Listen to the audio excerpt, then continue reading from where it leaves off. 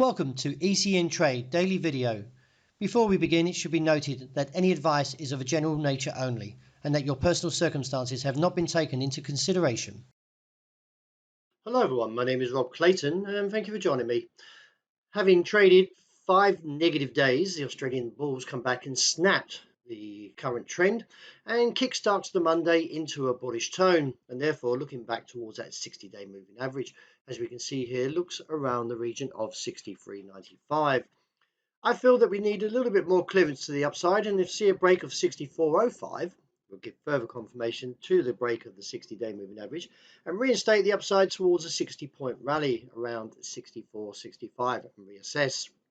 Any pullback still views support around 63.35. The euro-dollar starts the week to a firmer tone as the dollar index, which measures the greenback strength against a basket of 6 major currencies, was somewhat in a flat price action after closing at 105.50. Looking ahead to this week, the US inflation number for the monthly print expects the CPI to decline to around 0.1% for October compared to a 0.4%, and the core CPI, or the headline CPI, less volatile food and energy prices, is expected to hold steady around 0.3% from the same period of last month.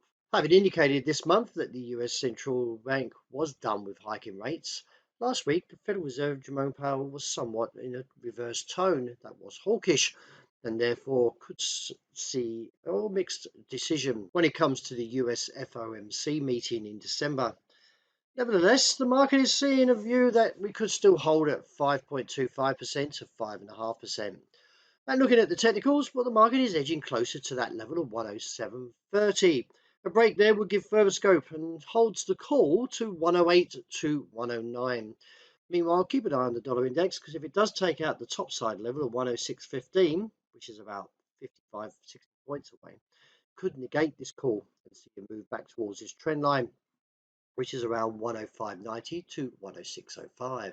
There was much speculation that the Bank of Japan may have intervened yesterday after that whipsaw price action saw the market plummet to around 68 pips and around the low 151.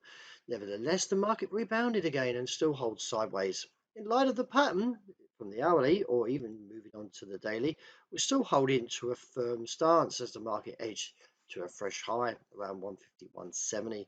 I still feel from a technical point above 151.90 leaves me neutral, but if we get a rejection from current levels, then I am still looking for this pullback anywhere towards 148.75 to 149.05. A break at 150.5 should support that downward call. Sterling much firmer across the board, as we can see from the hammer that was posted, or close to a dragonfly doji. The market rallied on and now looks towards 123.15.35. I still feel there is further upside potential, and that looks towards 124 figure 15 and reassess. Any pullback sees the support level somewhere around 121.30.35. Viewing gold, we've had a potential flash crash yesterday after the market penetrated around that 1,924 to 26 support, but didn't last, and actually found momentum, now looking back towards 1,949 to 52. Technically, there is a bit of divergence here, so do keep an eye, because if we see a break above 52, that would give a squeeze up to 1,970 and then another down test, because the technicals overall are somewhat weak and the ADX is supporting a bear trend, so a break above the level 52 is just seen as a short squeeze. And turning to oil, there is a little bit more upside since the inverted hammer, and now looking for a rise up towards 79.20.50. A break there will see us move up to $81 a barrel.